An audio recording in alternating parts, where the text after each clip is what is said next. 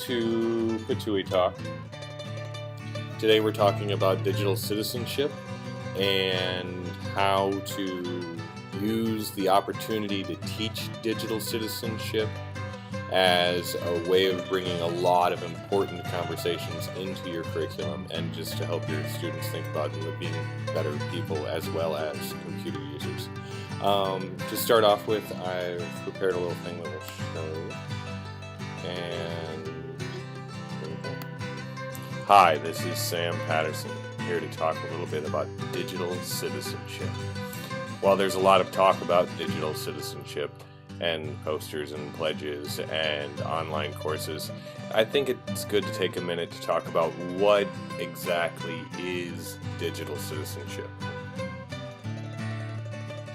In today's world, it's the tools, practices, ideas, and really way of interacting with people that we need in order to navigate a world that is complex as the one we have. One of the keys to digital citizenship is remembering at the back of all this technology, there are real people. So when we talk about digital citizenship, we undoubtedly talk about tools, skills, practices, but we have to make sure we talk about values.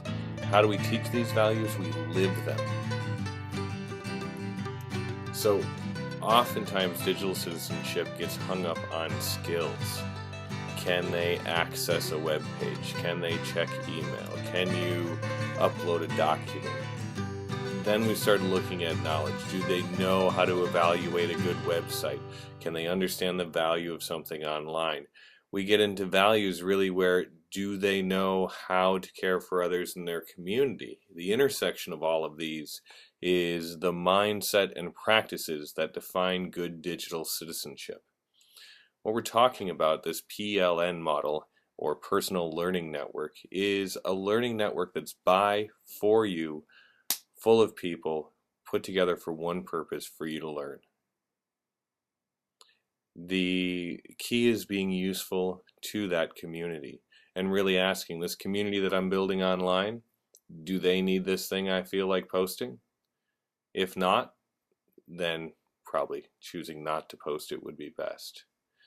All in all, digital citizenship are values that we have to live so that our students can see that we use the internet to learn and to care for the people we learn from. Thanks. Hi, this is Sam.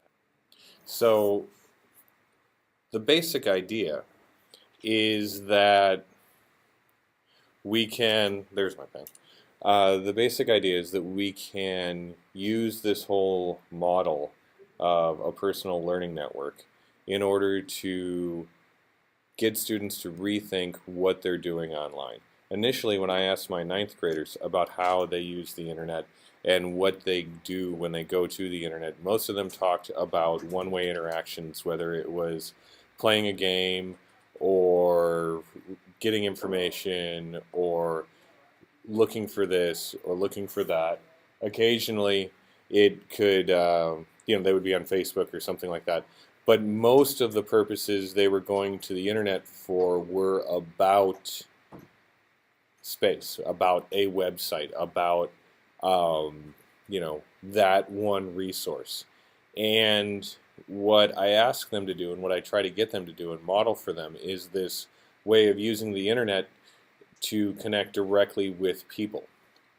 And the personal learning network model of digital citizenship really just gets the focus to be more on people. If I'm going to a blog, it's really important to me to think about the person who wrote that blog and be thinking about the message they're trying to put out there with their writing, and then to respond to that, because that's really how everything works full circle. And through that way of interacting, I really think that it highlights the fact that there are, people online. There was a study, and I think it was an English study, that I saw recently connected to cyberbullying, and so much of what we end up looking at when we talk about digital citizenship is cyberbullying. And in a lot of ways, this is, like talking about um, safety, road safety, and focusing on tire pressure. Sure, it's something that's really important, but if you allow it to drive the conversation, if you focus your learning time with students on getting them not to do one thing, then they're left to do everything else for any other reason. So by focusing on a personal learning network model, what we're really looking at is the why of internet usage and allowing that to drive how. It doesn't guarantee that they're going to become more mindful users of the internet, but engaging them in conversation and especially modeling good use of the internet is really important. So what I want to talk about today is I want to talk about being a good model user, creating an environment and situation in which you as the teacher can create guided practice that is safe for your students, and kind of this idea of monitored freedom. Digital citizenship is tricky because there's very few training wheels to the internet. I mean, you can have filters and you can have, parental controls on devices, and you can have gates on your internet hubs, but there always could be something. So a big part of digital citizenship is teaching students what to do when they end up in the wrong place, and how to find the information they need effectively in order to be in the right place. But of course, the more mindfully you approach this task, the easier it's going to be. Adelman, can you please come to the front desk? Shy, to the front desk, please. Wow, that was great. Thanks. Authentic school context. Yeah. Check. So when I talk about being a model user, I tried to do and engage in the things I end up asking my students to do and engage in. So let's see if I can get to a window here where I can have something. This is not where I want to be. I want to be back over here. Have something specific to talk about.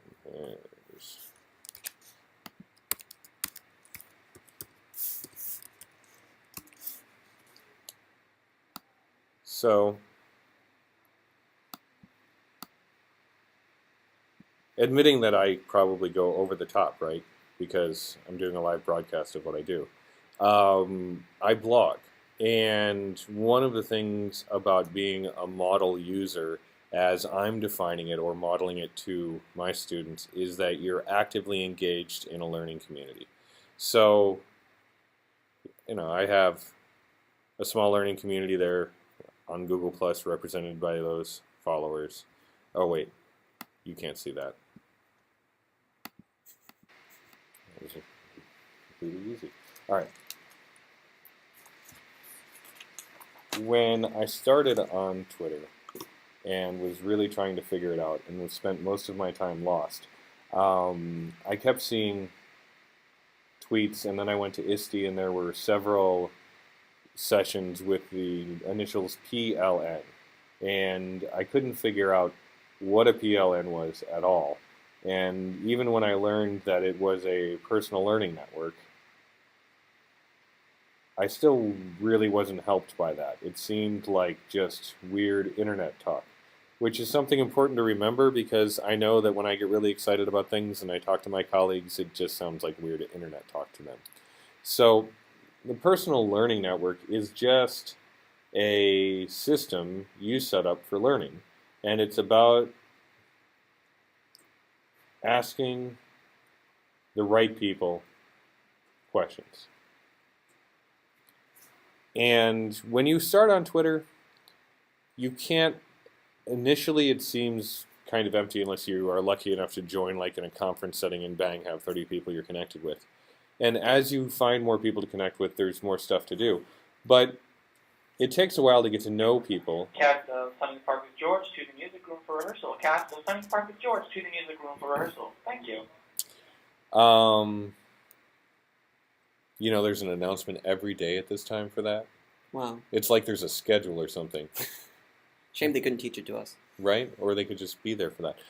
So the personal learning network, when I introduce it to my freshmen and they're looking at me like, oh, we like you, Dr. Patterson, but this is weird internet talk, I explain it this way. I say, so when you're doing your homework and you have a math problem you don't understand, who do you ask for help? And they answer. They'll say, Mom, Dad, my sister, my aunt, Yahoo Answers. Saul Khan, Yahoo Answers, yeah. And I say, okay, good, you've got a personal learning network. And they look at me like, what you talking about? And it's really about they've evaluated the resources available to them, and they've made an informed choice about where to go for good information. So when you're building your PLN, you're building that resource available to you so that when you have a question, you'll be able to make a good choice about who to go to for that information. Approaching digital citizenship not from a list of things to not do perspective, but from a best practices and behaviors and ways to engage with others perspective. So while it's important to teach students what to do in response to cyberbullying, the official answer is confront it and then ignore it, and tell an adult. Beyond that, getting them not to be cyberbullies is really about getting them to be going to the internet for something of use, to be thinking about the people on the other end of it. It's really annoying when people cite some study they can't remember the name of or the citation of, and then they make some grand conclusion based on it. So I'm going to do that right now. The study was from, I narrowed it down to like Australia or England, so my brain is classifying things by accent or Queens, I don't know. But the study basically was looking at cyberbullying, and they found that the instances of cyberbullying went way down when the users could see each other via video chat. So from essentially a blurb just a little bit longer than that, I can imagine, or one of the ways I could imagine it goes, is that, you know, when you actually see that person, you have a bigger sense of them as a person. They're not dehumanized. It's harder to treat them mean. Like, we have more compassion for people we can identify with and that we can see. So what this means, well, that was interesting. What this means for us in school, psychosocial risk factors associated with cyberbullying, yes, I think it is. It very well could be. It's taking forever to look. Yeah. It is taking forever, and then it quit. Yeah, excellent. We'll have that in the show notes. Note to self, make show notes. Hold on. It won't be a note to self unless I write it. Be sure to check in on the, although I haven't put the instruction up here for a while, be sure to check in on the tweet chat in case anyone. Yeah, chewing. Nothing. No. Okay, good. It's all just promos. That's good. Angela Myers is an amazing teacher who has a TED Talk about encouraging teachers to connect individually with students, and she's I think the head voice of the You Matter campaign. So she does a lot of going around to schools and talking with teachers about really easy, simple ways to get students to feel your emotional presence and understand that they're not alone. Yes. It's good work to do. I haven't completed touching this part. Yeah, she will be hosting the co-moderating the chat in 35 minutes? 25 minutes. 35 minutes. And that'll be on using social media for social good. The kind of thing you do if you had an English teacher who's like, the internet is something useful. Don't mess it up. So approaching usership from this personal learning network model asks students to engage other people on the internet in a purposeful way and to go all the way through to the author. Recently, I was lucky enough to get one of Ed Modo's Digital Citizenship posters. I don't know if you've seen that, But let's take a look at that Edmodo post. I'm going to tweet out a little promo here.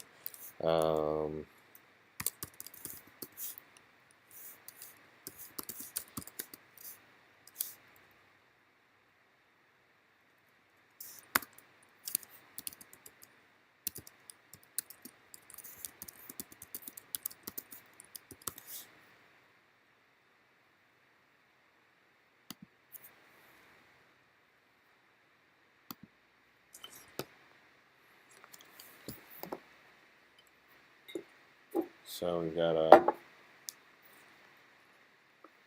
roving camera here.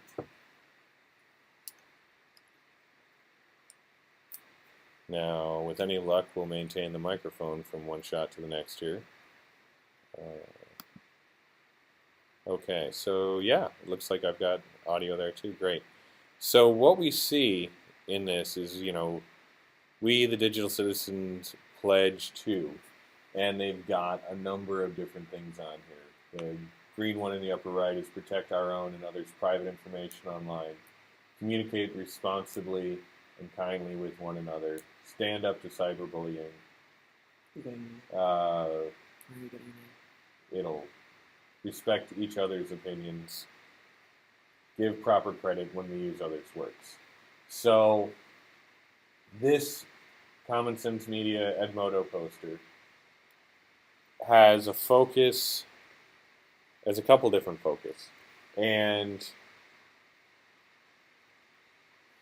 the one I like to really look at, you've got this communicate responsibly and kindly with one another.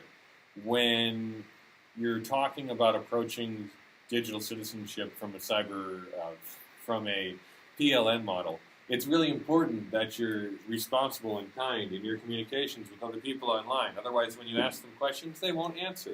You have to build value into that relationship so that later on, when you're looking for advice or an assist or a little support or, some direction, when you put that call out there, someone responds, because not only have you been kind to people online, but with the way the internet works, others have seen you be kind to others online, so they know you are a kind and helpful person. Protect our own and others' private information online.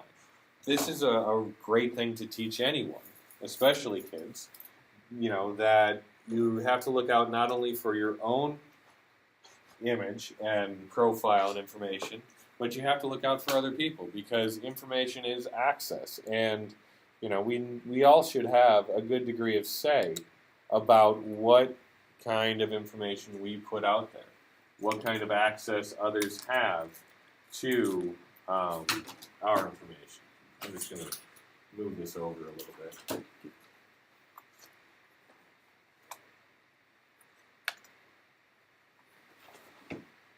Yeah, that's right.